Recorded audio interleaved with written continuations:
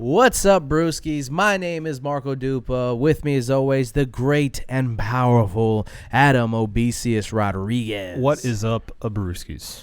Tonight's brew, we got a double whammy for you guys. We have the Reissdorf Kolsch, and we also have the Crude Kolsch from Red Light. We grabbed both. We want to do a little tasty comparison. This is a more traditional Kolsch. This is an OG rather, and this little baby boy is brand new for the people. A new G, if you will. Yeah. What's on tap for you guys? Call of Duty versus Battlefield. We'll be able to compare and contrast. But the one thing that we know right now is that Battlefield's still in beta, and it's fucking the Wild West. Yeah. And Call of Duty has now finally introduced some sort of anti-cheat system. But is it too late? Then, Squid Game. Netflix has confirmed it's the most successful show in the history of the streaming service so far. So big, in fact, that North Korea had to comment on it. And so we're going to talk about that. And last, but certainly not least, what is going on with these UFC fighters and them not being able to keep it in the octagon. In fact, taking it home. And I don't even want to mention the unmentionables. What is the UFC going to do about it? We discussed that and maybe a little bit more. This is episode 327. 328. I was about to correct you. Good job. Yep. Of the One Beer In podcast. Hit it.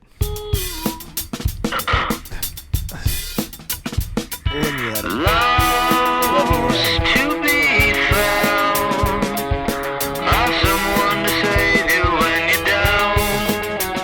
Yes, I'm bored when it's bright out. So bored when it's bright out. 4 to 5 a.m. takes me to a place where I fit in. Yes, sir. Yes, sir. That's right, ladies and gentlemen. This is the One Beer In podcast, the podcast where two brews crack open two brews, and we see where one of those brews, or maybe both brews, takes us. As I said, episode 328. Thank you guys for listening. Like, share, and subscribe. We're everywhere. Podcasts sold, listened to, enjoyed, yada, yada, yada. You know the deal. Yep. Say something nice. Maybe. Give us a comment. Give us a review. We love you. All right. Clink it up. Cheers. Let's drink. Oh, that is nice. Obi, please tell the people a little bit more about the Reissdorf Kolsch. I'm so glad you asked. We don't have a cold read. This is a very traditional beer, and I did not expect it. But I did pull up Total Wine and more. Total Wine and more. According to someone who goes by M. Jackson, who apparently works for Total Wine, the Reissdorf Kolsch is a German Kolsch, 4.8% ABV, the gold standard in Kolsch for over 100 years. Light, soft, and delicious with a minty hop aroma. Sweet vanilla-like malt flavors and a crisp, dry, cedary finish. A delicious Kolsch. Dry, cedary finish. I like the description of minty. I've never heard minty associated with a Kolsch, but now that you mention it, I can vibe with that. Whenever, if I'm ever kind of describing something as like clean or refreshing, I think you could, I guess I could say minty. There's weird descriptor words that sometimes, like when I'm trying to sell something to somebody, for instance. Rubber hose. Yeah, shit like that. I've heard people at the bar describing things like that. And I'm always like, I mean, I guess you're trying to be as descriptive as possible for you and your cronies. For me to tell somebody that something smells or tastes like rubber hose or fresh cut grass. Yeah, stuff like that just to me is not appetizing. I describe something as like pretty good. A little tasty. It's pretty good. It tastes good. I think you'll like it. I hope you like it. Please buy it. I describe something as like Jaeger meets pine cones. Ah, And that's evocative, you know. I thought it was the perfect description, and every time I do it, they go, ooh. And I'm like, I am not selling these things to people. Yeah. Even though they're pretty popular. It's the Underberg. Yeah, I knew what it was. I had the feeling, yeah. And it's super popular to Yeah. people who are initiated, but for the uninitiated, they're like, ugh, I don't want to put that in my mouth. Not to tell you how to do your job, but I think if you're going to sell it in that way, you have to kind of make it like a ritual, like a ritualistic challenge, you know? Yeah. Be like, it puts some hair on your chest, but you know, it's what they do in Germany. Yeah. That's what I hear. You know, like that's the only way to end your night is with a little Underberg, you know? Yeah. It gets you just right. Yeah. Mm-hmm. Yeah. Yeah, I could do that. Should do that. I don't know. I'm not a salesperson. This isn't where we sell beers. This is where we drink beers. You got it? You got it, bucko? I You got it, buckaroo? I got it. Excuse Bucatini. So we'll knock one of these out, and then we'll switch to the crude Kolsch from our very own Red Light. A new school Kolsch. So yeah, Battlefield is in its beta. Still in its beta. Yeah, they're doing multiple, like, I think 3 different sort of beta sections that you'll be able to test out different parts of the game. Yeah. From what I understand. God damn it. Adjust. There we go. You good? You okay? Yes. Okay. Yes. Now I'm okay. You did not get to enjoy the beta, Not yet. the first beta that just passed. Mm-hmm. I was fortunate enough to be able to hop onto it on PC and on PS5. So I was able to test both of those out. You hear this? You hear this flex? Look, I said I'm fortunate enough. I'm a humble king, and I need the world to know. That's humility? Yeah. Huh. Yeah. Well, if the rest of us were in a panini, but I guess you're just buying up all the. I mean, you know, some of us want a PC, some of us want a PlayStation. You're just gonna buy it up from everybody. I have another 5 that I'm willing to sell to you. Yeah. $1,000 each. Yeah, I was about to double the price.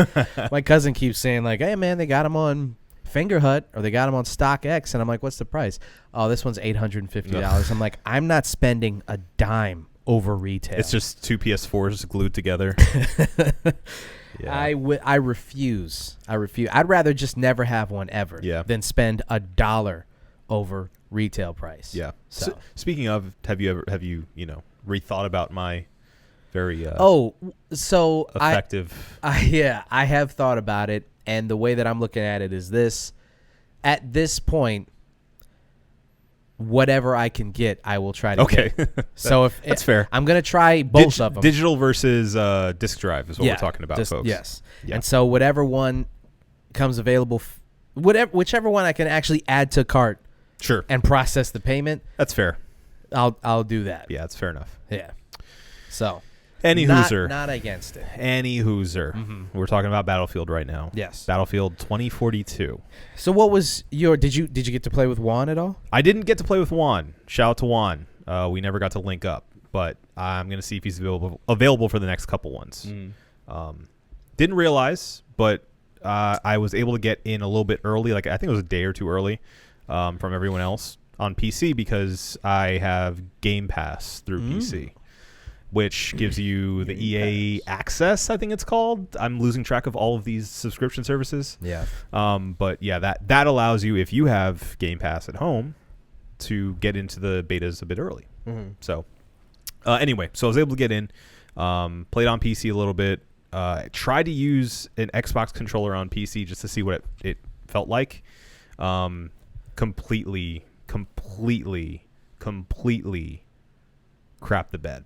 Really? Like it didn't work. Like the triggers were moving my x-axis and like the start button was A and I couldn't reconfigure it. Why not?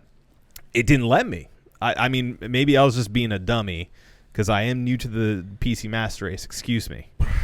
I am ascending. I'm not quite there yet. Yeah. But I looked it up and everyone else was having the same issue. So I think it was just a beta issue. Anywho, I went to mouse and keyboard as God intended, and It's really good. It's really, really good. How comfortable do you feel mouse and keyboard now? More comfortable every day. A little more comfortable every day. And I hate to say it, and I'm not just saying it. Trust me when I say this. Here we go. I'm beginning to prefer it. I am.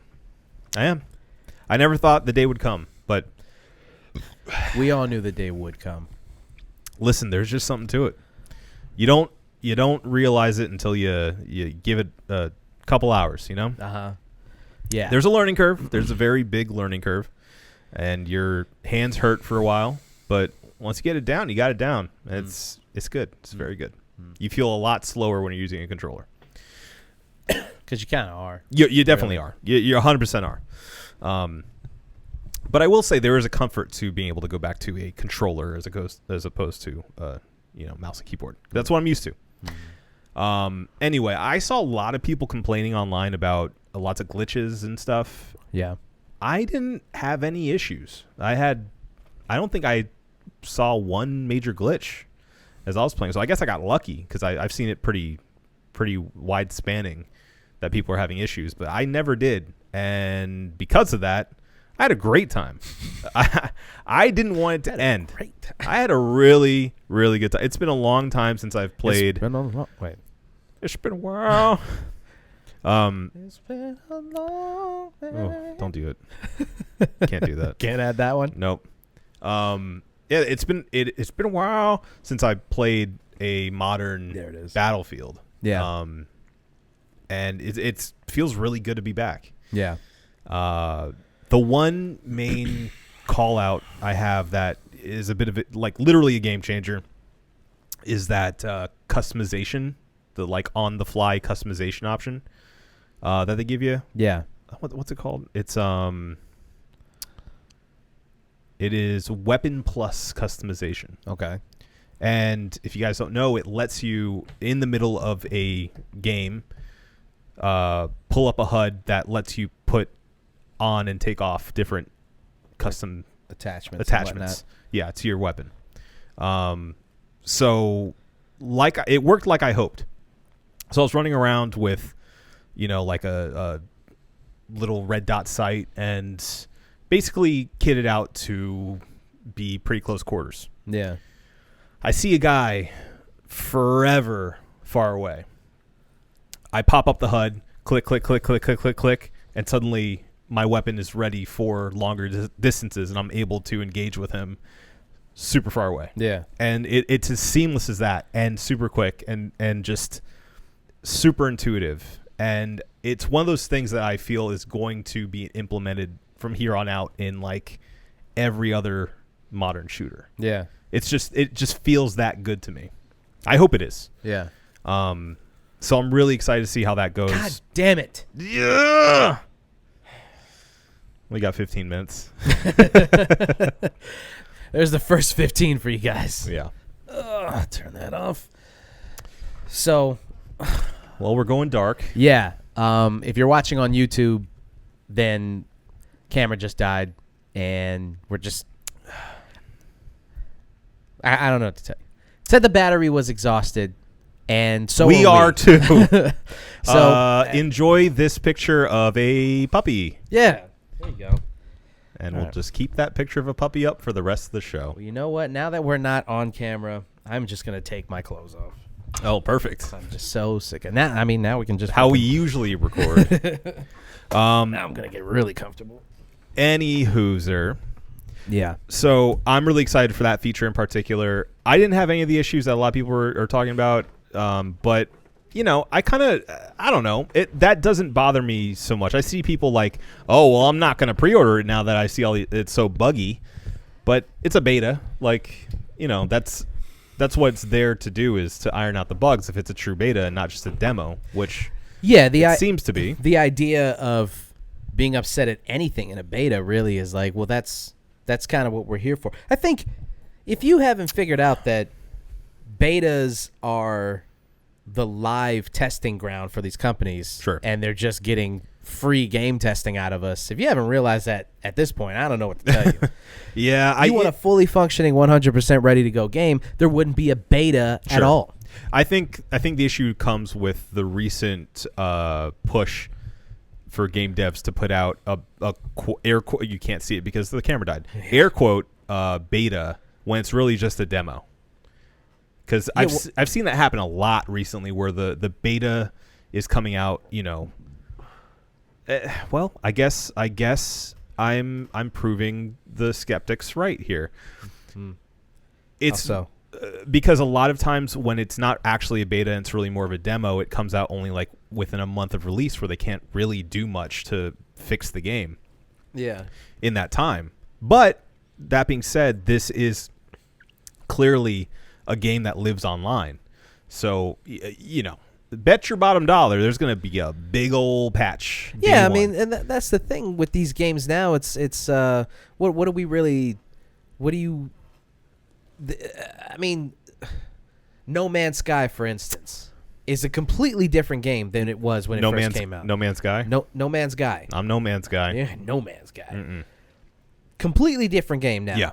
A huge success story. Yeah. Of, having a incredible failure of a launch and then slowly but surely creating the game that it was meant to be. Yeah, the perseverance of that development team, or developer team, rather. Really small team, too. Yeah. So it's, yeah, sure, fine, whatever. It's 2021. Like, at least we're not beholden to I have to pay $65, $70 to this game on this game, and then it just is broken. Back in the day, you pre-ordered a game thinking it's ready to go. You get all these stupid perks and shit. You put you try to play the game and it's fucking broken, and you get a day one patch, and it's like, oh, fuck you. At this point, I'm like, you know what? Okay, let me backtrack for a second.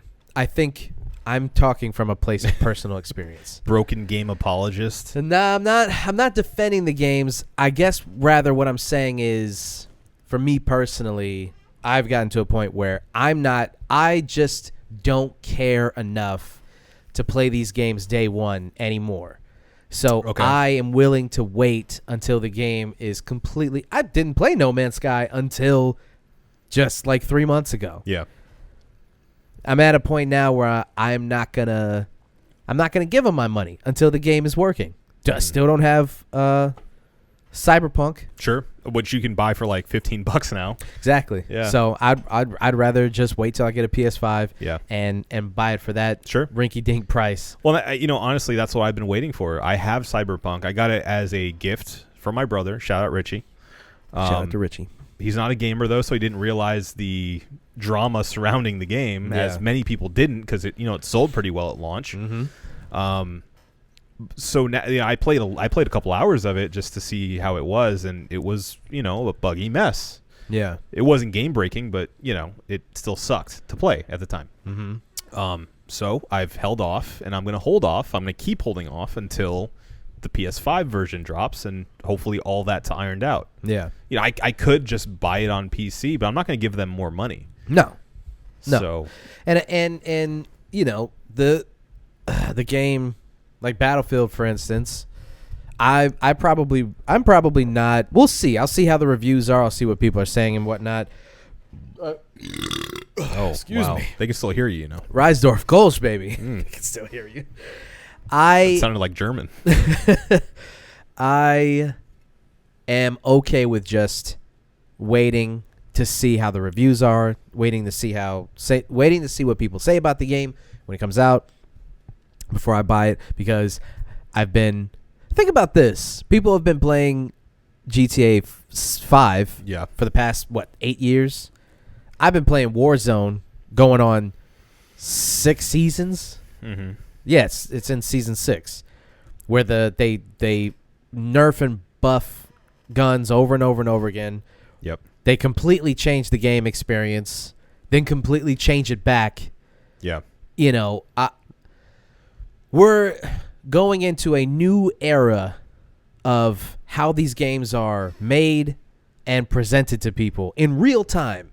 They're just morphed and messed with. Games are malleable in a Sure. way that they have never been before. Yeah, it's almost like a sandbox of I should say a toolbox of things that they can tweak and adjust and add and subtract, and it's a playground that they can fit to whatever they want to have for this month or this section of time, this season, as they make it nowadays. Yeah. So I guess what I'm trying to say is if it's not a game, like, I would still be upset if I went out and bought a narrative-driven one-player game Right. with no online mode, and it wasn't what was advertised, and Like it was broken. like Last of Us 2 or something. Exactly.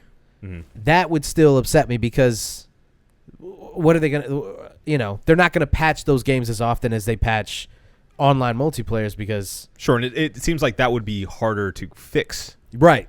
If so- the game's just broken, it's just broken. Right. Like, how much can you really fix about a game like that? Yeah. In the state that it's in. An on-rails narrative single-player story. Yeah. But so yeah, if a game like that came out and was broken, then yeah, I would still be upset. But at this point, when the way that these games come out now and the way that it's just, I don't know. Maybe I just don't have the energy to be upset about it anymore. Maybe I just don't. I don't play them as often enough to be angry about it because I know on this very show we had a whole thing about games like pre-orders and the games being broken upon release, day one patches, all that jazz. Yeah. So I don't know. Maybe I'm just old and tired. Same here, brother. I'm looking up to try to see if Battlefield 2042 has multiple betas, but I'm not seeing anything on that. So the other modes that I was looking at may just be locked until release. Which would make sense because it comes out November 19th, which isn't too far away. Yeah. So About a month. Yeah. Month and a couple days. So I'm sorry if you missed it. Yeah. But, fuck you if you missed it. Well, I mean, there's tons of footage online now about how it plays. I'm sure tons of people are uploading their gameplay, and there's a lot of information out there as far as how it plays, and the big tornado, how that affects the gameplay and stuff is really cool too. Yeah. Seeing that real time and how it affects how people play on the maps is really cool. Yeah. And yeah, I mean, I can only speak for myself, but I am tired of retro military shooters. I'm not interested in playing another World War II shooter. I'm not interested in playing a World War I shooter for sure. Mm-hmm. As cool and novel as Battlefield 1 was, I am happy that it happened. I had fun with it, and I'm done. Yeah. I don't want a game that is that slow, that's that, encumbered with old tech and crappy guns and no rails and attachments. I love all that techie crap. So that's what I'm looking for. That's what Battlefield 2042 is delivering. But its main competitor this season is a World War II shooter. So that leads me into the versus part of this conversation. Versus? Battlefield. Call of Duty Vanguard. Yep.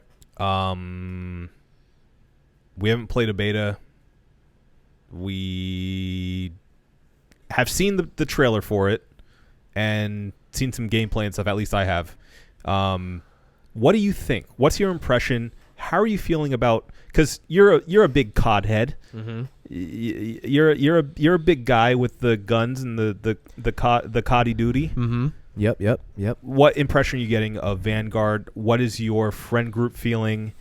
You're a big time girl or big time chiller when it comes to playing online pretty frequently. Mm-hmm.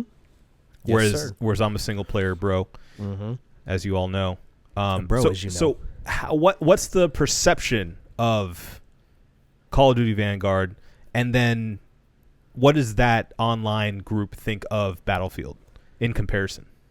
The perception is that Call of Duty is trying to sell us on buying this game, and so what they're going to do is basically hijack the online experience to get you to push over to whatever Vanguard content they want you to buy, which is what they did with Cold War. Right. So Warzone comes out with Modern Warfare, and it's a smash success. It's their official, because Blackout was their first Battle Royale mode. But Blackout was kind of like a precursor to Warzone. Yeah. It felt kind of like a beta. Yeah. Comparatively. It was always kind of broken. Yeah. And the way that it looked was kind of weird. It had like this sort of... sometimes I'll go back and look at like old clips from it or some like Twitch stuff on it. And it's really like bright and vibrant. And and kind of looks like Apex a little bit. Which is just kind of against the Call of Duty thing. But at the time, Call of Duty was doing like the future tech bullshit. So there was that. But anyway, fucking Blackout. Warzone comes out, and it's their titular Battle Royale mode. I'd venture to say, their opus of a Battle Royale. Like, this is the thing. This is their height. They did it. They pulled it off. Fully formed Battle Royale. Yeah. And so they've stuck with this throughout the 2 releases of the game. Cold War comes out, and wouldn't you know it, all of the Cold War guns, even though they came out during the Cold War, right, are better than the Modern Warfare guns, statistically. Of course. And you go, oh, cool, so now I have to play Cold War to level up the guns so that I can be competitive in Warzone. I can just say, from my experience, from my group's experience, and from what I've seen on Reddit, people don't play these games anymore to sit around and fuck off in the multiplayer. They jump into the multiplayer so that they can level up the guns, so that they can use them in Warzone. It's a means to an end. Yes. They have found their golden goose with Warzone. Yes. And they're going to exploit that until they stop making money. Yes. Which is exactly why they changed the entire model of it. Warzone is now free to play, and they add new shit to it all the time. Right. Vis-a-vis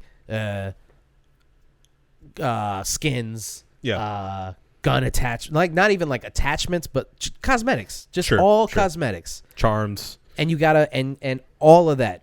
None of it is free, and it's all kind of steep. I've only bought one skin, and I had to. It was Bruce Willis as John McClane. Yeah, of course. And like we were seeing these guys drop in with him, and at first I thought, wow, they got a really good impressionist to pull off these lines. Now, they just took clips from the game, but it's hilarious. Just hearing Bruce Willis like scream, "Get down!"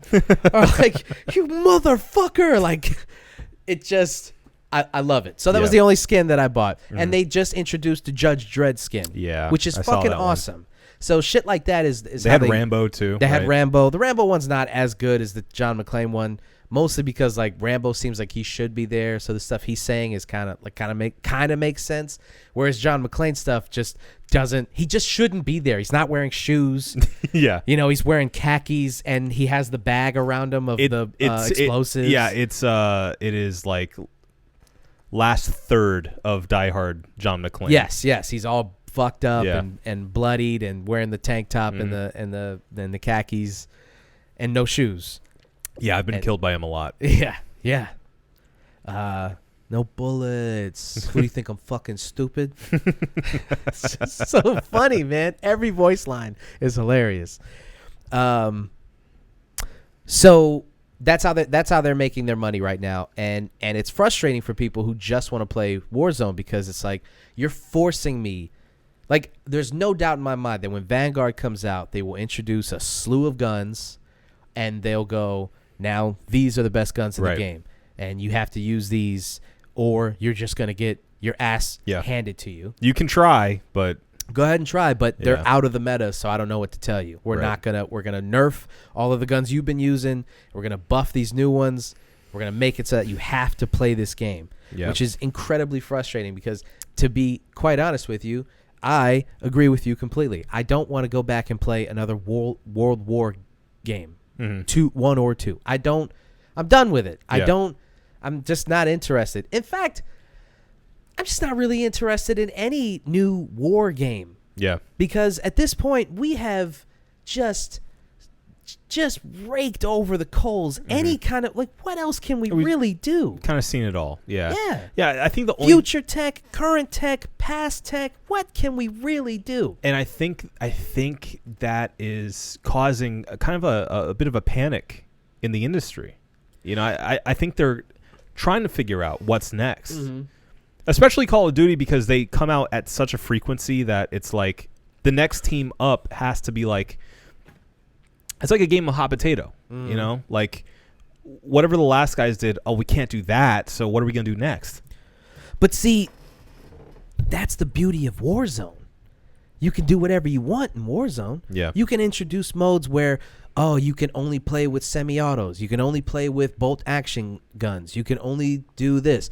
Only these guns are available in this. You can do whatever you want with it.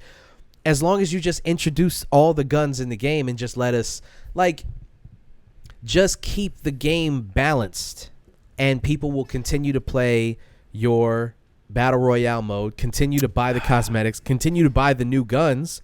Just keep the game balanced. Well, don't force me to play Vanguard if I don't want to, just so that I can remain competitive in the Battle Royale mode. Yeah.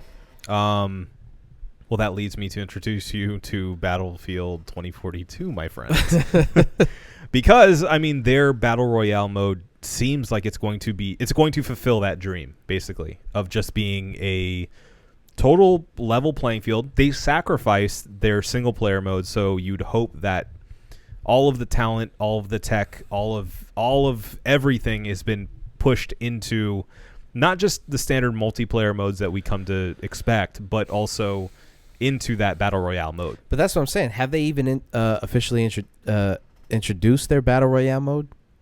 I think so. I thought that they hadn't officially said anything about it yet. Am I mistaken? Maybe I'm making the assumptions here, but I thought they did. Well, we do have 2 laptops in front of us. It's a lot of work, though. I know. It's okay. I got it. But, I mean, let's say that they didn't. There is an entire mode that is essentially a huge sandbox for us to have whatever we want. Yeah. That mode is really, the idea behind that is fascinating and could be the cure to exactly what I'm talking about. Well, and it spans everything. It spans World War II. It spans near future tech. It spans modern warfare. Yeah. So it's everything. It can be whatever you want, which is just a novel idea. Like, why not give them everything they want? Okay, Battlefield 2042 was originally Battlefield game. No. Battlefield 2042 Hazard Zone mode reveal happening this week. Is that Battlefield 24 rumored to have begun as... So Hazard Zone is their Battle Royale mode. Yeah. It's being revealed this week. Yeah. So I guess by the time you guys are listening to this, it would have been revealed. So, yes, there is a confirmed Battle Royale mode. We just haven't seen anything about it yet. Yeah, and this thing, Battlefield 2042, was originally Battle Royale game influenced by Apex Legends. That makes sense because that's what I thought they were going to do this whole time. Yeah. And then when the game comes out and they're like, yeah, we don't have one yet. And they're like, wait, what? What? I mean, I'm sure they're taking influences, in the EA family, right? Like, you have to expect that they share a little bit of tech and yeah, that I'm not really concerned about that.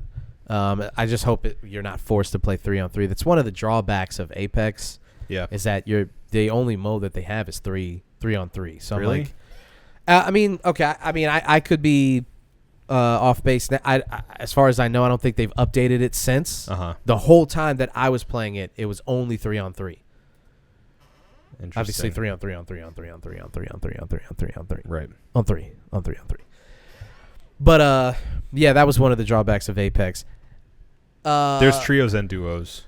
Trios and duos. Yeah, see that what am I supposed to trios and duos? Yeah. Give me quads. Give me Yep. quads and give me solo. Yeah. Just let me do everything. Yeah, I like playing the battle royale solo.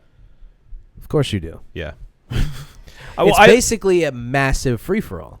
Yeah, I love that. I love that Hate it. it can very quickly become a horror game, Mm-hmm. where it's like everything's a threat. Yeah. Any little thing you hear, you have to like be super vigilant and conscious of. I love it. That's funny. I like that. That's a funny way of looking at it. It pisses me off because at least when I'm playing with a group, I got backup. If I go down, then I go down. The fucking that's it. Game's over. I'm like, wasted my time. Yeah. Especially in Verdansk, the big battle royale of Call of Duty.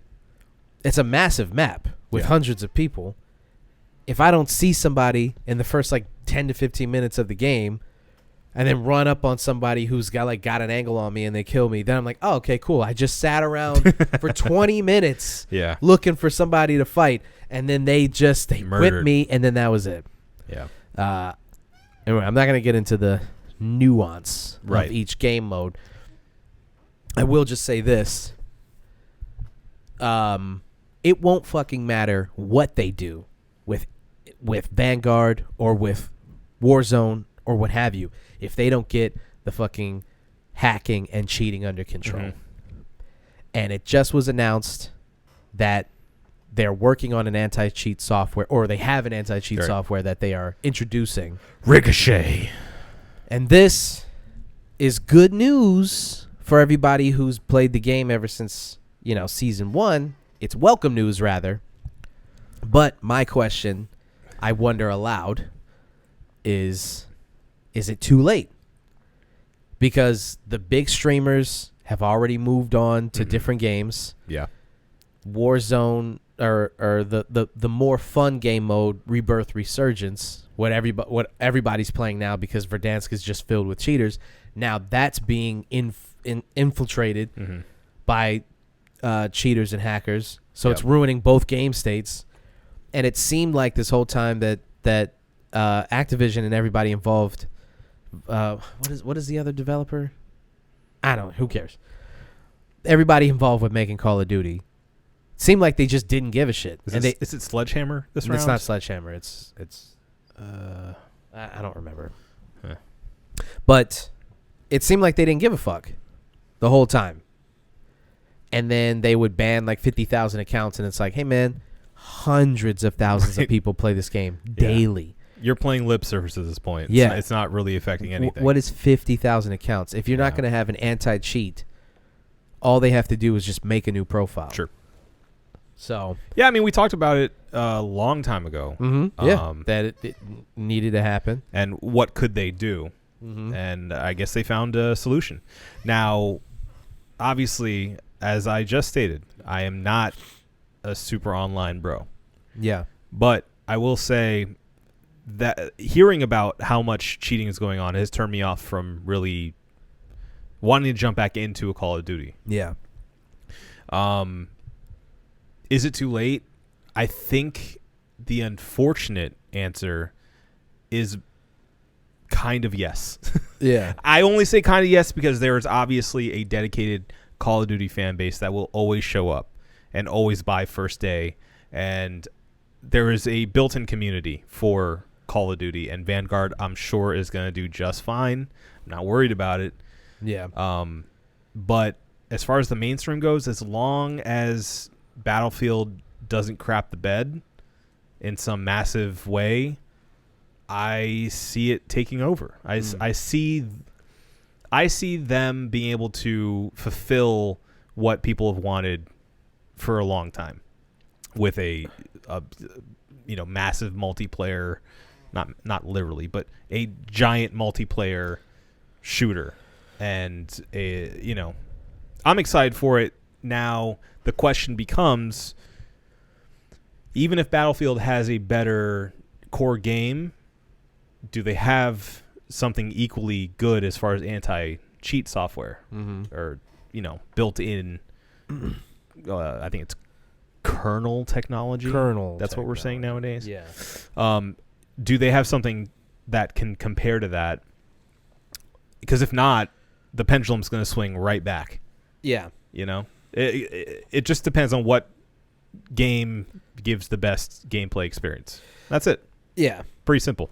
I think, honestly, I don't think it's too late.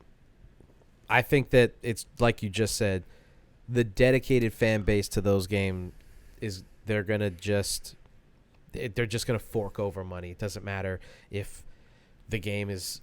It doesn't matter if when you buy the game, they beat you at the knees and make it so that you can't walk out of the store. Yeah. People will fork over money to play this game.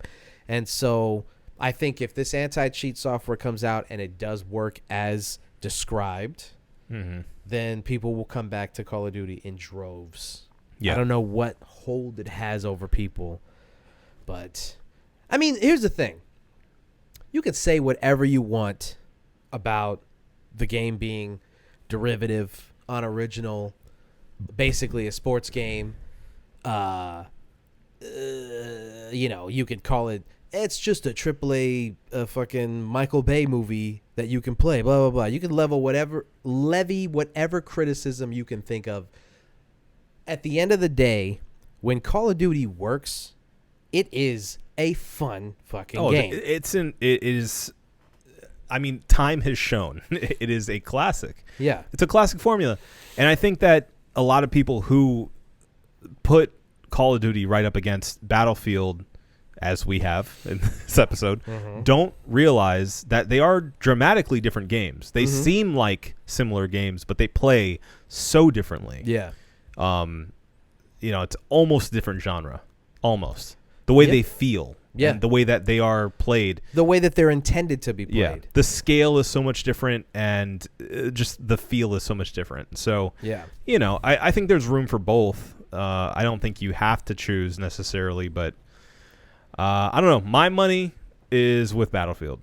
Yeah. I think maybe down the line I'll pick up Vanguard, but again, like I put a lot of stock into that single player experience for Call of Duty games, and it being something that I'm not super interested in is a downside for me. Yeah. But I love Call of Duty multiplayer. I do.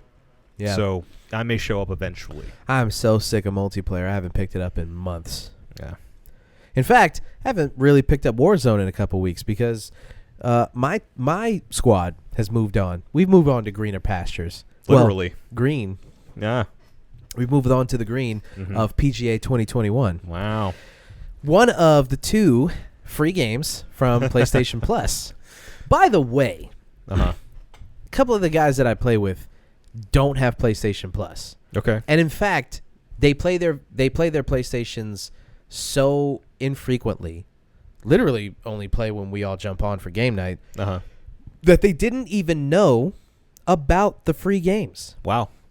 And I said to them, guys, do you understand like the value that you've...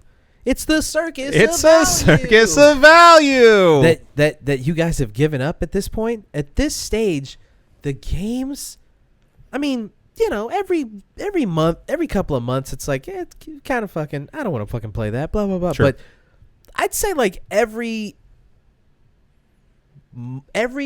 second or third month, Yeah. they put out a blockbuster. Yeah, there's something there. There's, I mean, you know, they just put out, sure, PGA 2021's not, I mean, I'm sure they're already working on 2022. That's most likely why it's the free game of the month. Yeah. But a game like PGA is, okay, what if we're not like super passionate golf game guys? Golf game guy. Mm-hmm. And then you know what the other game was? Tell him. Mortal Kombat. Yeah. It was X, right? Yeah. Yeah. So now I have 9 and 10. Yeah. For free. Yeah. It's good value. It's a what can you say? of value. And I will say, once you get a PS5, that value only expands because they have the classics little bundle that you get just for being on Plus. Shut up. It's great. Fucking hate you. I'm excited for you. Yeah. Excited for what? I'll never get my hands on one. You will. You just have to believe. I'm so fucking sick of this bullshit. You I gotta was talking to believe. my dad about it, and he was like, "Why can't you just go and get one?" I'm like, "I want to. I'll fucking kill you. Do you understand that, I'm father?" gonna rip your throat out.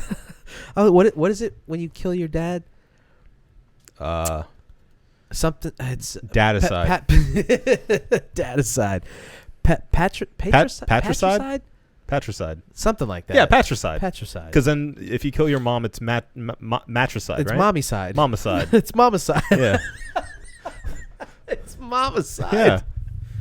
That's what Michael Jackson was talking about, right? Mama-side. Mama say mama-side, mama-side. Yeah.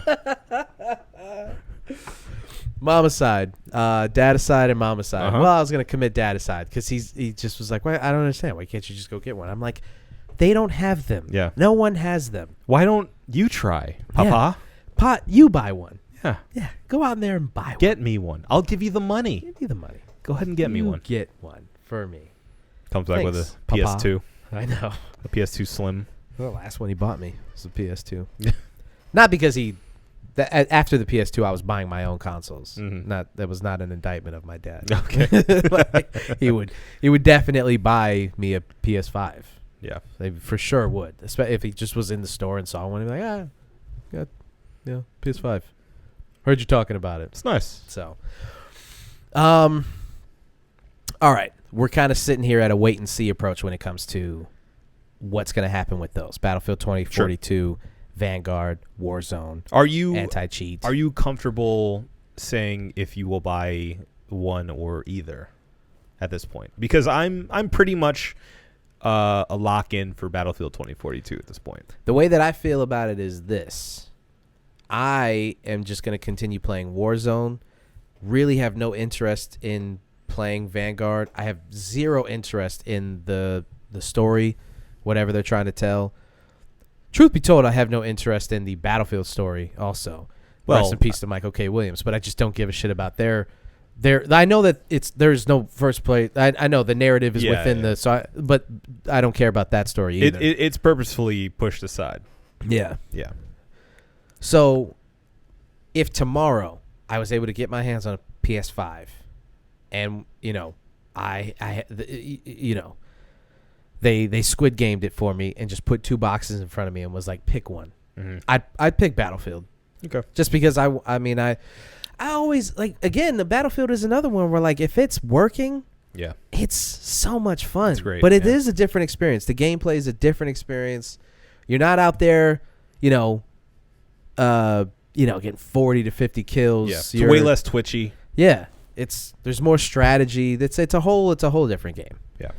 So, excuse me. Yeah. So we'll see. Okay. But speaking of Squid Game And Battle Royales. and Battle Royales, really, yeah. Squid Game has become the most popular show in the history of Netflix, Mm-hmm. which is kind of wild, but also not really that surprising. But it's foreign. It's foreign, which is insane that so many people were like, I love the people who are like, Americans, it fucking is the most popular show, but it's blah, blah, blah. It's like, guys, listen, they're watching the dub version and they're torturing themselves by listening to like the shrieking of Americans trying to, dude, I heard it's really bad. it's terrible. Yeah. Terrible. I was upstairs and I heard my cousin watching it downstairs and I heard like this just awful, like this stilted, like weirdly paced speech. Yeah, and I was like, what is he? And I came downstairs and like as I'm walking down the stairs, I'm like, it's probably Squid Game because everybody's watching that right now. And sure enough, that's what it was. Mm. When I finally watched it, I obviously watched the sub version and got to the point that he was at because I obviously the dialogue, and I was just like, this is so drastically different. The tone, I think I said this last week or the week before, but like the tone and the way that the lines were being delivered was so drastically different that almost a different show completely. Yeah. So we talked about the show being predicted to be Netflix's biggest show of all time. Soon to be. But this has now become the reality, which is kind of hilarious for the fact that Netflix doesn't release this type of information unless it's really good. positive. Yeah. So it's funny that we're hearing about this. Netflix is very, very not transparent about shit like this. Yeah. So, I mean, whatever, you know? Like, who is it? What is it competing against? And who did it beat? How much did it beat those shows by?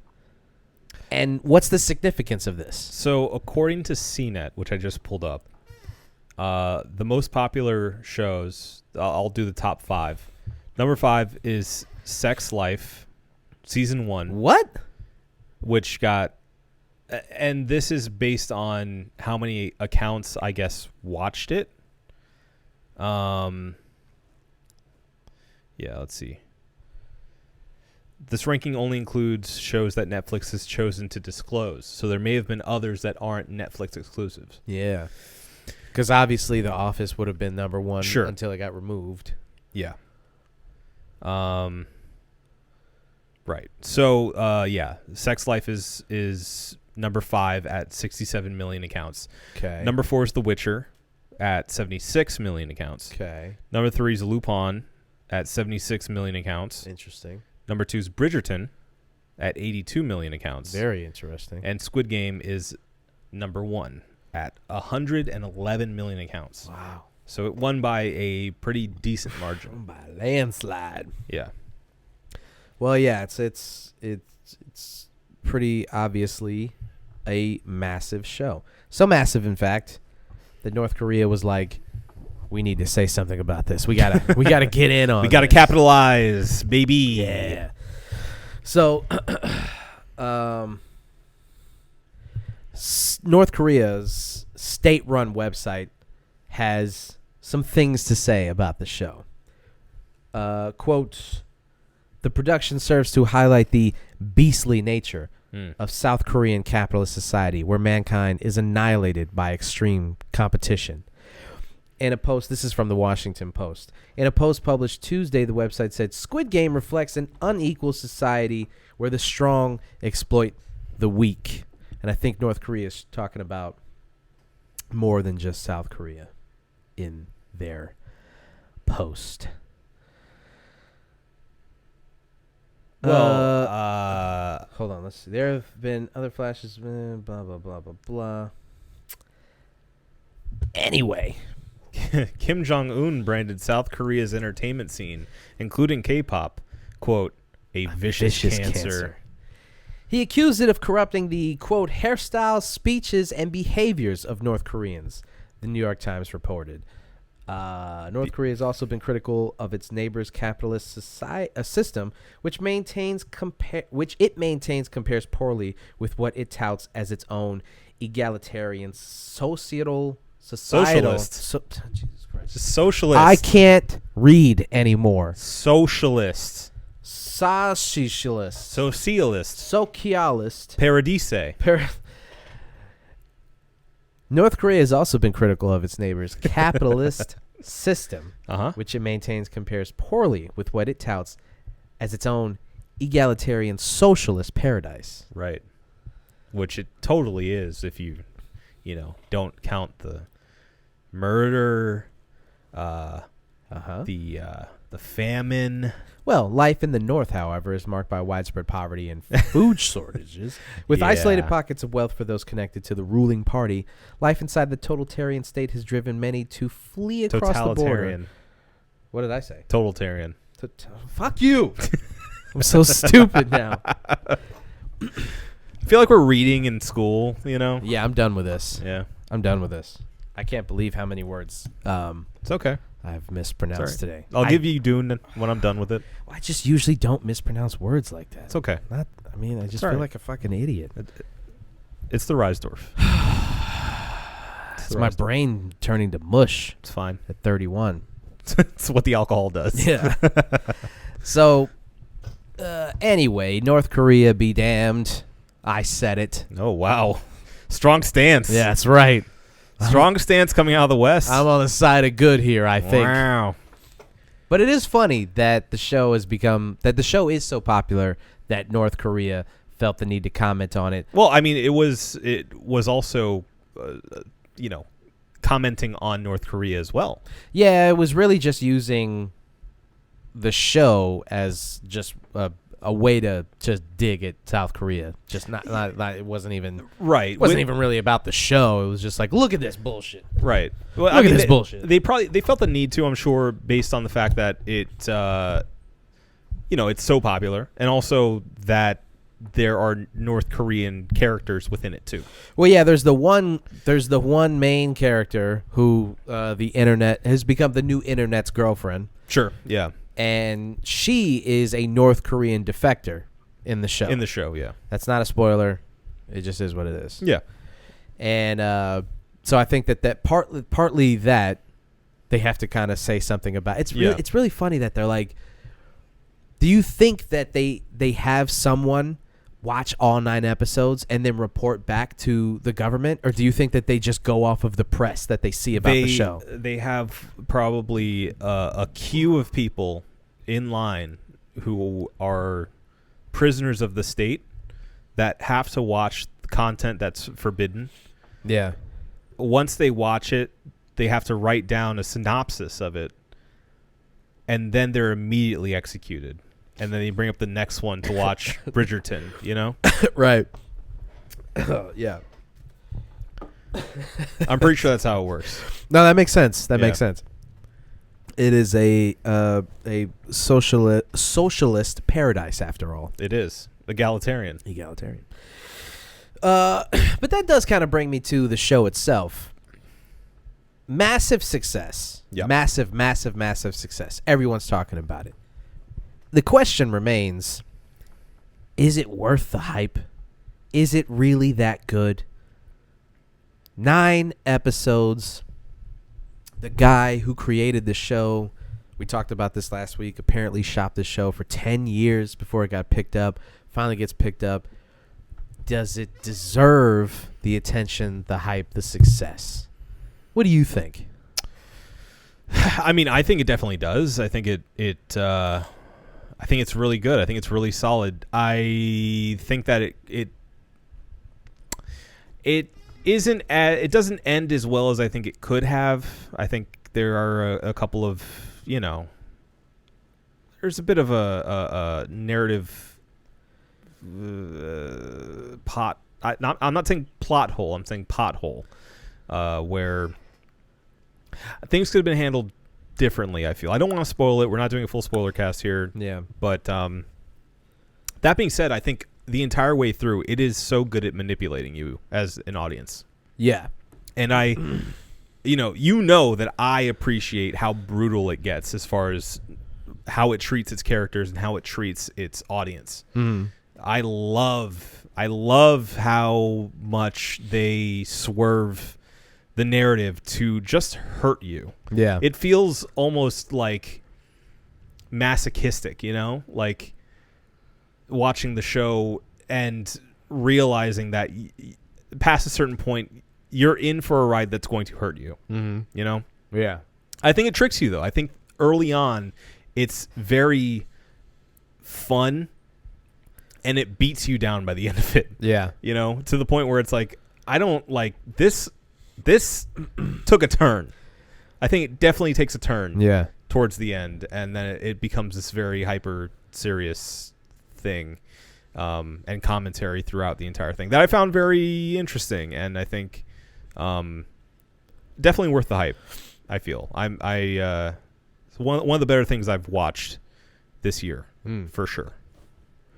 I just don't watch enough stuff to compare it to anything else. Yeah. So, but I will say, worth the hype. Worth the hype. It's an incredible show. I think the question of is it worth the attention and success that it's getting is obviously a subjective thing. Sure. To try to deliberate. It makes you think about, like, say, the other shows that were on that list. Yeah. For instance, I can't speak on Lupin, but The Witcher is an incredible show. Yeah. Do I think it's better than Squid Game? That's tough. Mm. I think The Witcher starts hot as fuck. Yeah. Kind of dips in the middle. Hits a nice ending.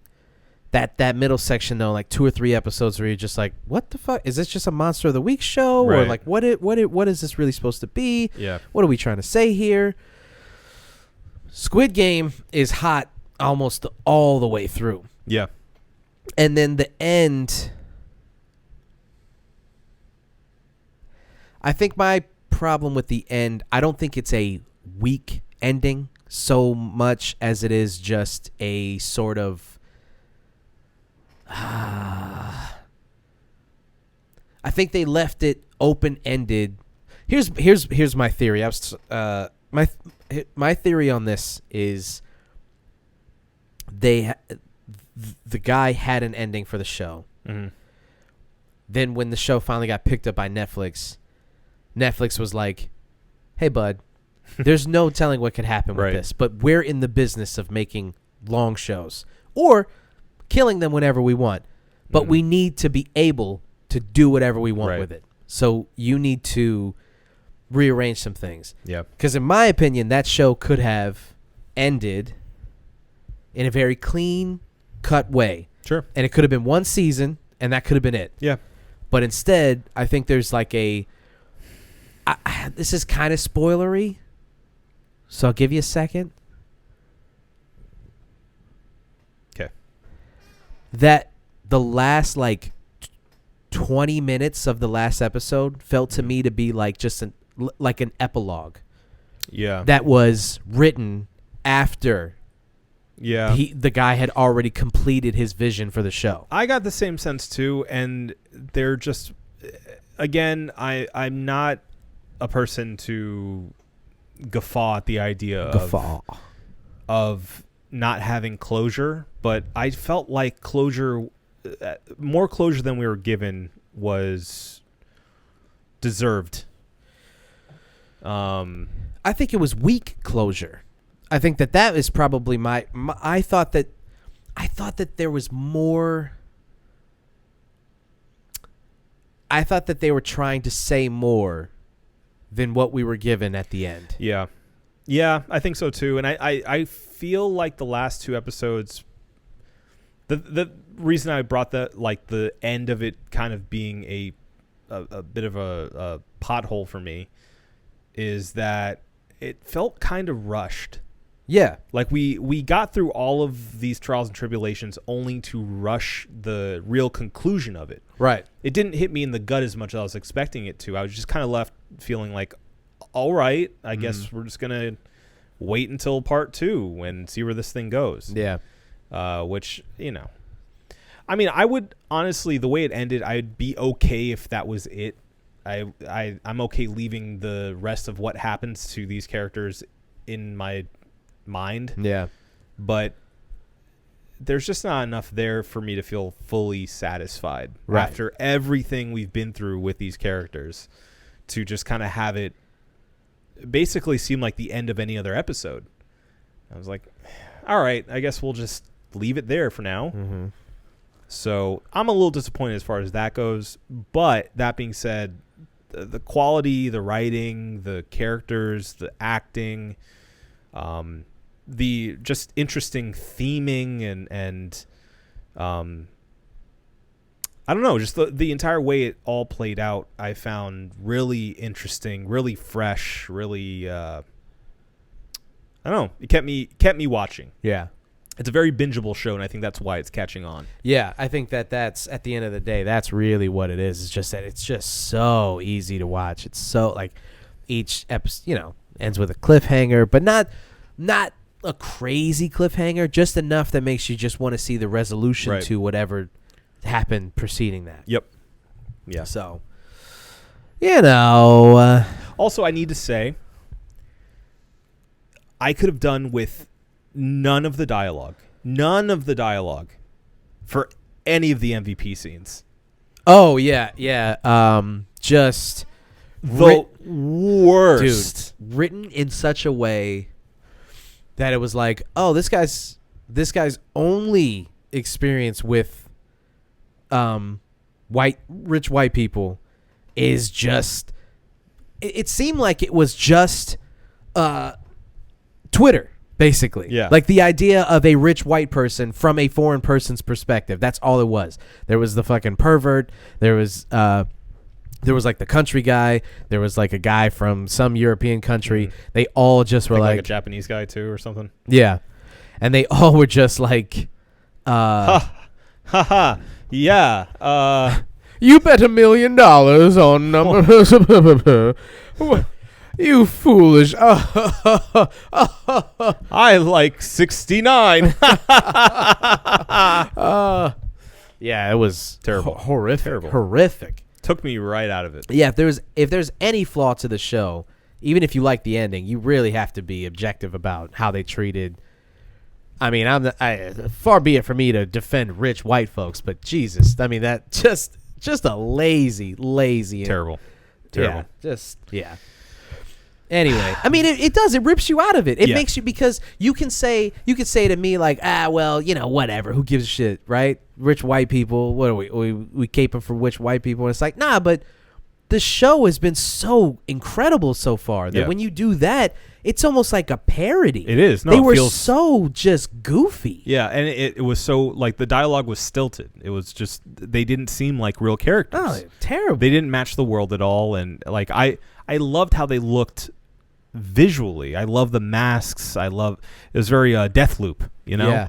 Like, I love that look. I love the the idea of these VIPs being there, and all. Again, we're not going to get into too many spoilers. I'm not going to get into that, but I like what they're saying with it, and I like how it looked and it played visually. But oh my God, the dialogue was terrible. Yeah.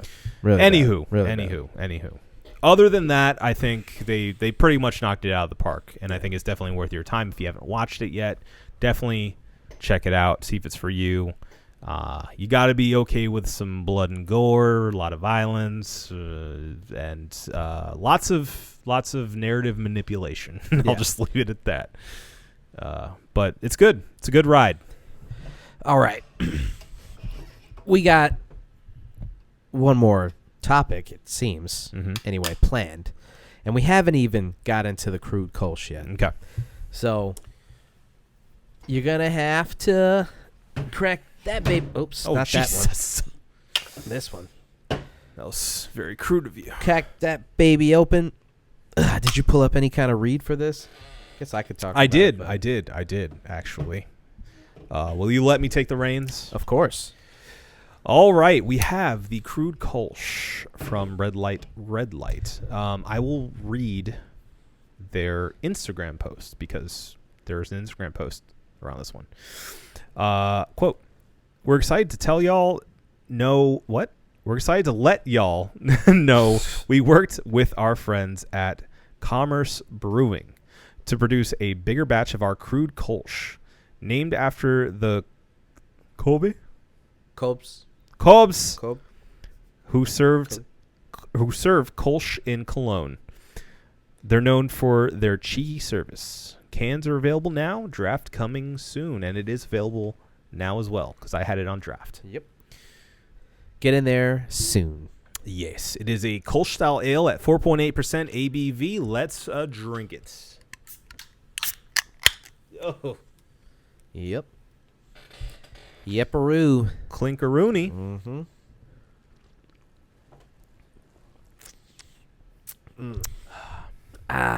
Ooh. Kolschy. Yeah, so apparently that's like the label is the guy, like the dudes that bring Kolsch's to you. This was explained to me by Steve, and if I butcher this, I'm sorry. But apparently out there, there's places where they just serve Kolsch, where you tell them like I'm having a Kolsch, and the dudes come by with that little thing that has the Kolsch in it that the dude is holding. Right. You just get your Kolsch, and so long as you're there, they're just going to continue serving you at any time that you're Kolsch. It's kind of like Texas Day Brazil. You have the thing, and you just leave it green side up. And they'll keep coming. Yeah, and they're just like, more meat, and they just shave it off onto your plate and shit, and they just keep stuffing your fat face until you finally give up, and you have to flip your thing over. Yeah. Same thing with this. You have to tap out. You got to tap out. Yeah. So you finally put your coaster on top of the thing, and they write down how many you had, and they just charge you for that. That's how it goes. Interesting. And their cheeky service, as it said in the read, they're supposed to be like kind of rude to you. It's like the thing. It's like the charm of it. They just kind of like, here, take the fucking beer, you little fat piggy. Drink it. Take the beer, you slob. I don't know how mean they're supposed to be. I think they're just supposed to be like kind of rude, like kind of cold to you. Yeah. It's like the diners that are known for having like rude waitresses. The idea of that is always so funny to me because, like, who is out there with these? I mean, I know there's people with like humiliation kinks and just like want to be told that. I don't think you're trying to get off at a diner, though. You know? That's what I'm saying. Like, why would you want to go there and like, oh, it's so charming that they're saying what they want to say to me. In any other instance, if they even looked at me wrong, I would go to the manager and I would complain and make sure that person was fired. But in this instance, I love it. I love that they're being mean to me. I love that they're being honest about their feelings. Yeah. Like, if I got to work there, that would be the reason that I worked there. Was like, oh, I get to tell people that they're a piece of shit for coming out here on fucking December 24th when I want to see my family. And the only reason these doors are open is because you wanted to show up and you don't want to spend time with your piece of shit family. So now I have to go to work because nobody else is going to go to work. Everybody else is called out because I'm new. I've only been working there a couple of months. So of course I'm going to have to work the holidays. And again, you don't want to spend time with your piece of shit family. So you pack you and your fat fucking family members into a minivan. You all fucking file into the restaurant, and then you look at me like I owe you something, and then I get to say all that to them. Did you just get your schedule for the rest of the year? Or? It's fine. Okay. It's fine. All right. It's fine. Okay. No, that would be just kind of fun, but also there's this weird. It's just weird. It feel like to me as a introvert. I like my service very simple. I like the person to be nice. I like to be nice to the person. Yeah. Simple as that. Okay. Yeah. If it's like if I even feel like they're putting on some kind of charade for me, I feel awkward. Yeah. Whether it's them being really nice or being real, or in like this situation where they're being like performatively mean. Mm-hmm. I feel weird about that. Yeah. Don't perform for me. Be you. Be nice. And that's it. Yeah. Like I don't want dinner theater. Like I don't want a show. It makes me feel like I have to perform. I don't want that. This whole thing is a performance, though, right? So it's all a song and dance. Sure, but it feels extra pronounced when you make it that apparent. You know? Yeah, when they come over and they're like, "Howdy, y'all, how you doing?" Or anything like for instance, like let's say like a character meet and greet or something. Yeah. At like Disney or something. You know, like I would feel so awkward if like Princess Jasmine was like, "Oh, hello, sir. Yeah. How are you today?" I'd be like, have a nice day. You know, like, you know, don't talk to, like, I don't want to interact with you if you're acting as something, because that makes me have to now act as if I don't know you're acting. Yeah. I don't like it. I never liked that. I never liked having to do like role play in that way, you know? I don't like it. The only thing I like in that scenario is like like Horror Nights, where it's like, that person's there just to scare you and put on a show. Yeah. I'm okay with that because that requires nothing from me but reaction. Right. Genuine reaction. That's just me. The rest? That's just me. All right. Yeah. Yeah. I've always felt that way. I don't know. I've always felt that way. And chalk that up to just like weird social interactions where you have to put on a Wait, you're not my therapist. I'm sorry. Well, I'm already writing it down, so there's that. I mean, do what you want with that information, but I have an entire case on you. Okay. An entire file. Do I owe you $250 too? Whoops. Yes, I'll take it in beer. Okay, perfect. All right, you want to talk about the UFC or? I mean, I said it at the top, but like we're not beholden to those things, are we?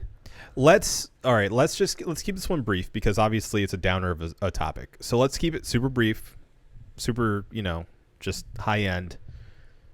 obviously, UFC fighters have been known to have a spotty track record in general. That's being generous. Fighters in general. It's not exclusive to UFC. But recently there's been it seems like a rash of UFC fighters getting in hot water over specifically domestic abuse allegations. Yeah. Getting arrested. I mean, from retirees to what could be the best fighter of all time. Mm-hmm.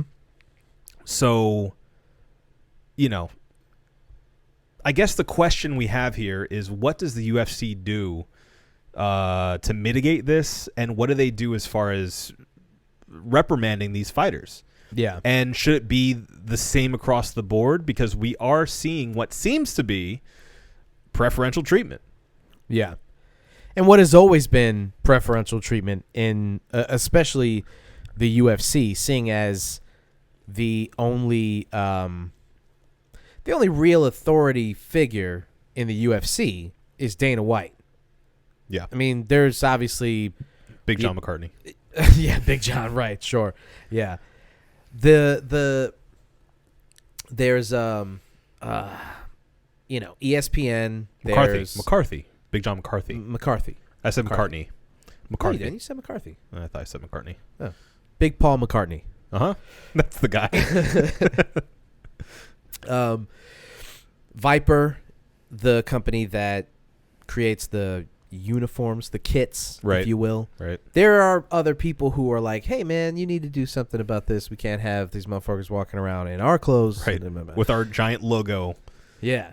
But for the most part, it really just falls down to Dana White. Yeah. And how he feels on any given Sunday, really. Or rather, any given Saturday. Right. And that is the biggest issue, right? The guys who make the most money for the company, the guys who it seems to be like part of their image, they can kind of just maybe they'll face consequences, but if it's anything other than popping for a drug, they really are just at the mercy of how Dana White is feeling at the moment. Yeah. There's guys who have faced very harsh consequences for things that they've said in the media or done in the media or in their personal lives, rather. Or weed.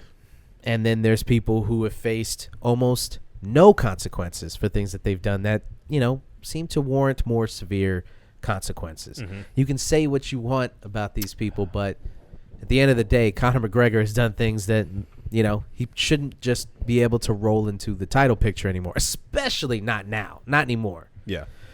John Jones is a guy who is considered by many to be the greatest martial artist of all time.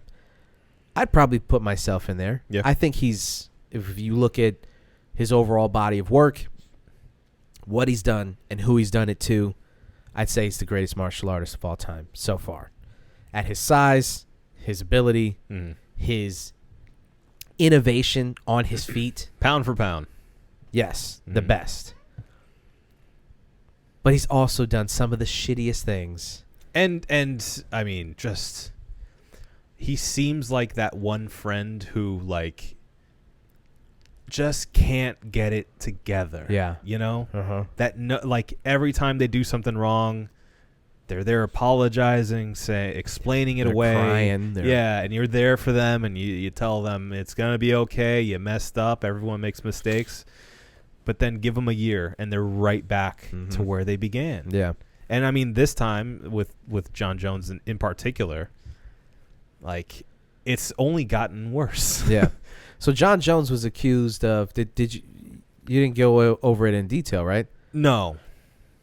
It was kind of weird. Some of the the details just kind of eked out. It wasn't, and now we've got more information and stuff. It's really Go ahead. Go. Oh no, I was just gonna say there was testimony from basically the people that his fiance interacted with the night of the incident, which happened the same night of the UFC Hall of Fame. Hall of Fame, yeah, where he was inducted, right, in the fight division or whatever of one of the greatest fights of all time with him and Alexander Gustafsson. Right. Which is, definitely deserves to be in the Hall of sure. Fame. It's one of the greatest fights I've ever witnessed with my own eyes. It's amazing. Mm-hmm. So on the night that he was inducted into the UFC Hall of Fames. Hall of Fames. There's so many. Hall of Fame. Uh-huh. He decided he was also going to get drunk and get into a fight with his fiancée. Right. According to her, that he was, quote, a little rough with her. Mm. She was bleeding. She, visibly shaken. She was. Right. They got into some kind of domestic dispute. Sure. Yep. And I think the hotel workers called the police. yeah. Well, let's pull up the thing, the report, or an article, the fucking report. All right. What does that quote say? Well, this is what I pulled up is from MMA Junkie, which is actually John Jones's most recent Twitter responses to everything that happened. Yeah, he needs to he needs his phone taken away. Yeah. When all of this came out, I was just randomly on Instagram when all this was happening, and he just posted some video of him like kissing his fiancée on the cheek. Mm-hmm. Comments disabled, and he was just like, "I love my fiancée" or something weird like that. Yeah, and I was like, "What is this about?" This is very weird. And then I saw all the stuff about what he had done, and I was like, "Oh, that was weird and fucked up. Why would you do something like that?"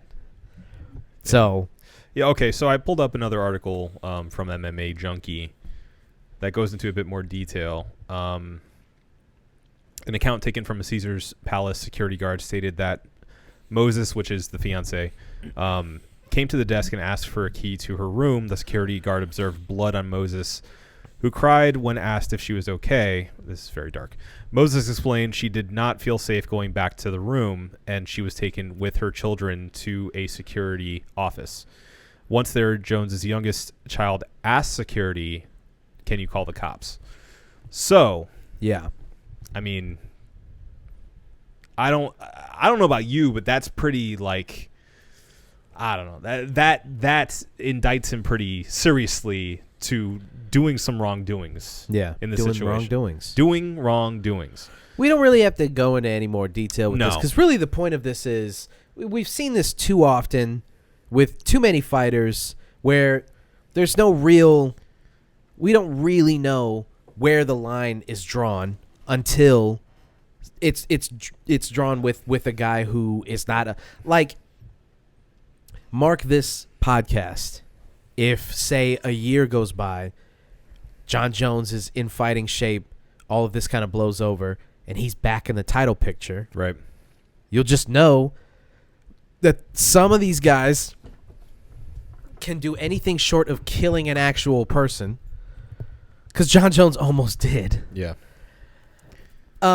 And they can't really do no wrong in the eyes of UFC's decision makers. Well, that's the thing. It's like the minute that they are no longer a pull for an audience that's when they decide. That's the line. That's it. That's the line. It's money. It's all about money. That's all it boils down to. Don't let anyone fool you. Yeah. And that's not exclusive to the UFC. That's NFL, NBA. That's all the shit. Everything.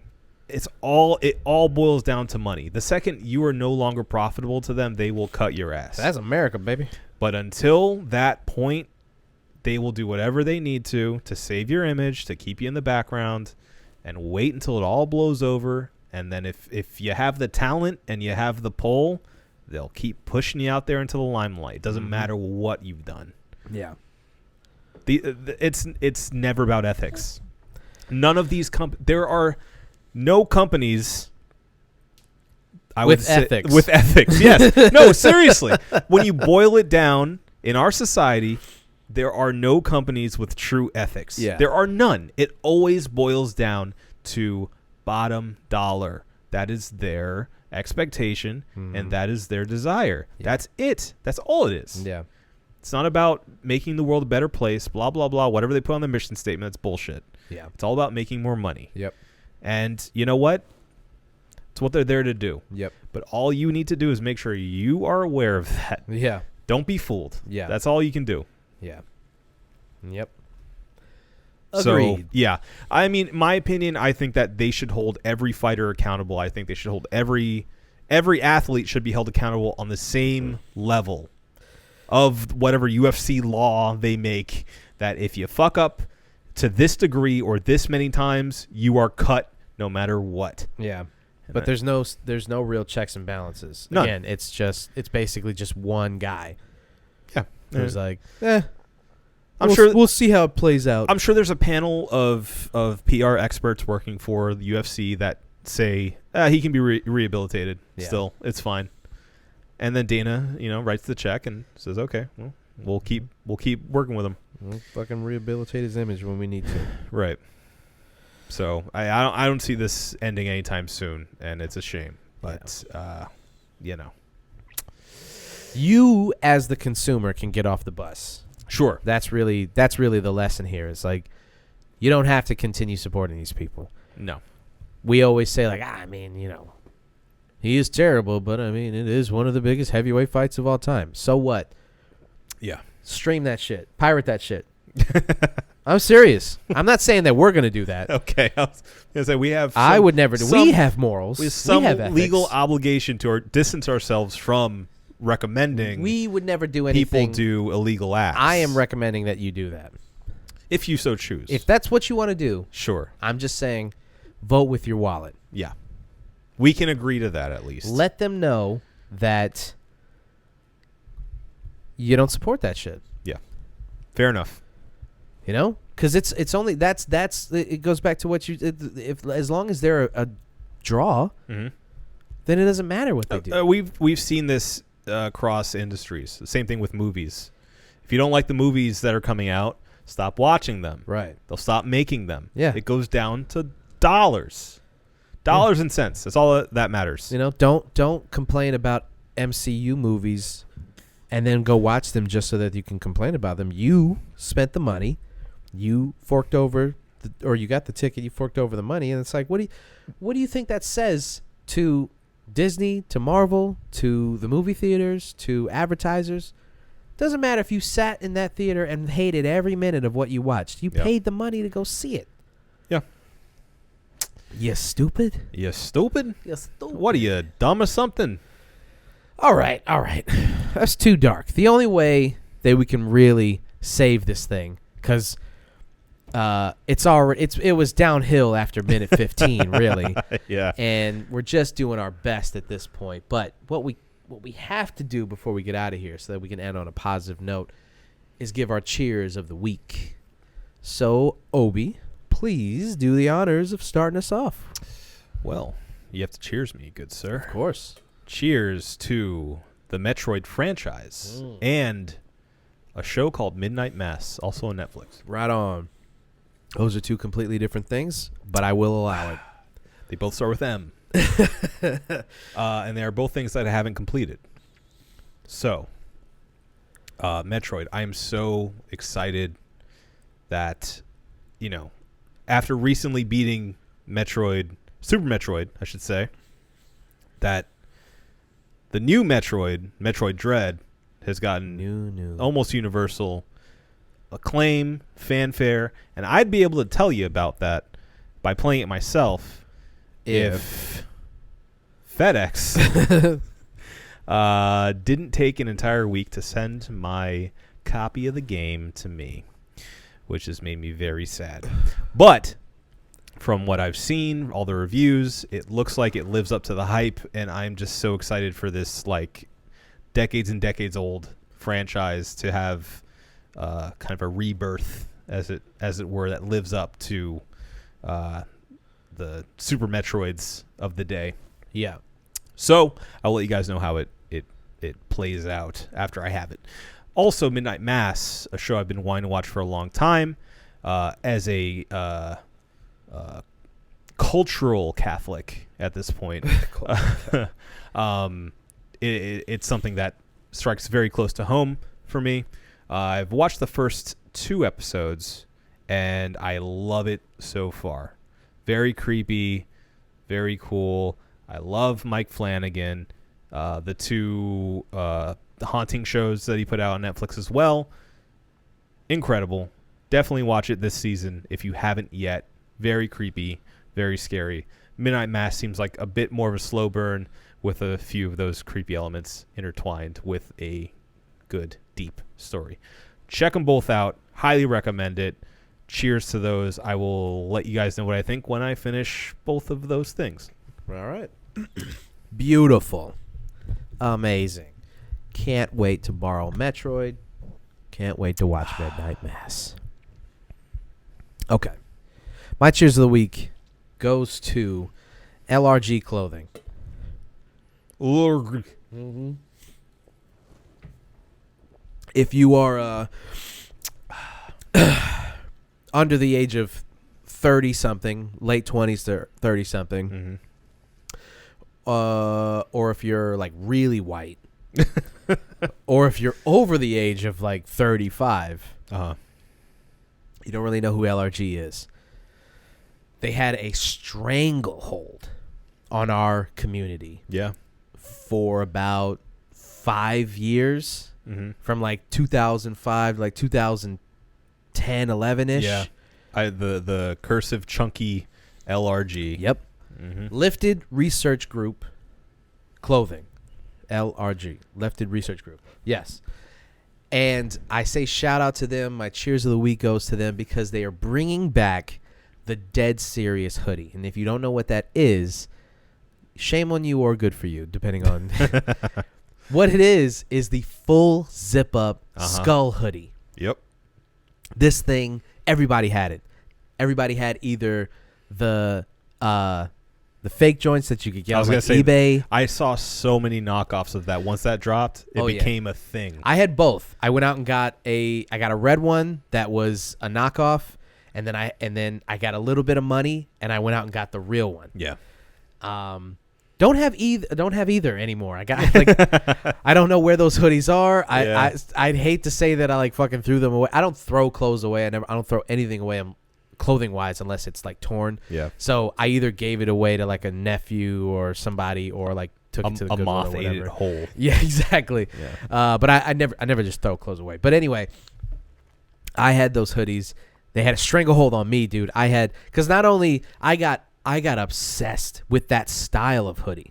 So once I had the Dead Serious, I went out and bought a Spider-Man hoodie that did the full thing, the full zip up, and a Wolverine hoodie that did the full zip up. Old school Wolverine, not the brown one, but not the blue and yellow one, the in between when he was like blue and gray for like a minute. Super weird, but excuse me, had both of those. Did the Wolverine have like the ears? Yes. Okay. Yes. Not the actual ears. They were printed on the hood. I mean, come on, man. I mean, I'm a nerd, but like not that nerdy. Jesus. So, they're doing a collaboration with Benny the Butcher. Okay. Of Griselda fame, who he's like the it's a collab with him. It's not really a collab with him. He's just basically like the face of the anniversary of the hoodie coming back, basically. And to me, it's just some fun shit to do. Like if you're a clothing company that has an iconic piece like that, you just every now and then you just kind of throw your dick around a little bit and just be like, look, we're responsible for this. You know? We and you know, you just thought and the new one that they are coming out with, as far as I know, doesn't have anything like there's no real difference to it. It's just like it's back. It's just a reprint. Yeah, they just brought it back. The OG one right now is going for $400. Well, there you go. I threw away $400. So, yeah. I wonder how much the Redux is going to cost though. I have no idea. It drops this week. The LRG. So this is from LRG's Instagram. The LRG Dead Serious hoodie was originally released in 2006 and left a significant mark and legacy on the streetwear world. It was famously worn by Kanye West at the 2006 Stella McCartney fashion show, pictured with Paul McCartney. We've gone back to the original manufacturer and factory, replicated the original design specifications, and recreated this grail piece down to the finest details. So they literally went back and just redid it. Wow. Which is really just fucking cool. Yeah. It's just fucking cool. It drops this Friday, so I don't know. Let's see if we can go to the LRG's website and see if they have any information on. I'm on there right now, and it says basically you just have to sign up to join the list. So it's one of those. Yeah. This thing is gonna sell out so fast. Instantaneously, yeah. And Dead Series VIP members get a link to the product before it goes live to the public. Yeah, it's gonna, and it's probably the resale value is $400. You said $450 or $400. $400. I saw them as low as $300. I'm sure the hoodie's probably like $150. Yeah, probably. I mean, the lowest I think it would go is $80 to $90. Yeah. So, don't remember what it originally sold for, but not that much. Man, I wish I still had mine. Yeah. Let's just say that. All right. I think we got it, right? I think we got it as well. Well, before we get out of here, we have to review these beers. So first, let's start off with the OG Kolsch, the Reissdorf Kolsch. Obi, what did you think of this brewski? I mean, it tastes like Germany to me. Yeah. I love a nice Kolsch. A nice Kolsch. The only downside I'd say to this one for my own palate personally is that it's a bit too malty for my taste. Just a hair, and that. I know it's just a me thing. I think this rings as a true classic of Kolsch. Yeah. That being said, for my own taste, I'm gonna give it a 4.5. Okay. I think it's very drinkable, lots of flavor, and yeah, I mean, it gets me in the mood for German food. I like that. Yeah, I'll give it a 4.5. I think anything that's like, not like tremendous, blow your socks off beer, but something that's just super solid. You know what you're gonna get every time. It tastes great. At the end of the day, if you're at some place and you're like, oh shit, they have Reissdorf Kolsch here, just run that up. I think that just deserves 4.5. Yeah. Just, excuse me. It's very simple. I mean, the ingredients are water, barley malt, hops, and hop extract. So, right. I mean, it's simple, clean, easy. You love it. Yes. Now for the crude Kolsch from Red Light. Uh-huh.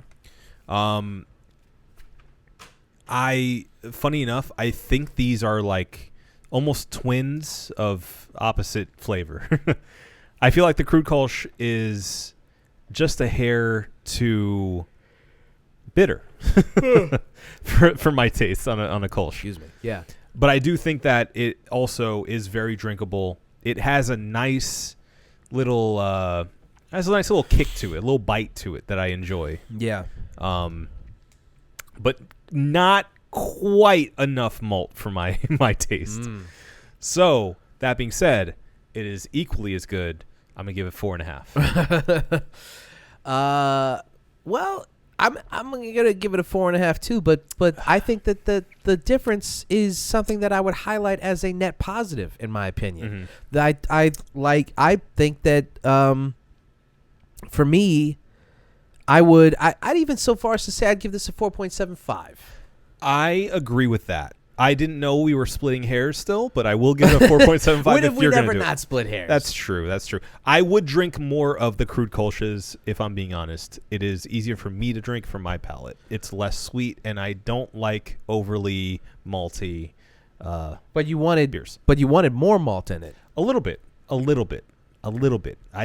would have gotten a 5 for me if it just had a whisper of more malty sweetness. So it being more bitter than the Reissdorf is a good thing. Plus. It is a plus, but I feel like it's missing a little something. Interesting. Confusing. But I think I got it. 4.75 for both of us. Yes. All right. Let's get the fuck out of here. Okay. All right. Well, ladies and gentlemen, this has been the One Beer. I'm looking at the camera. The camera's off. This has been the One Beer and Podcast for myself, Marco Dupa, for Adam Obesius Rodriguez. Yeah, boy. Thank you guys for listening. Drink delicious beer, and always, always, always have a beautiful evening. We love you.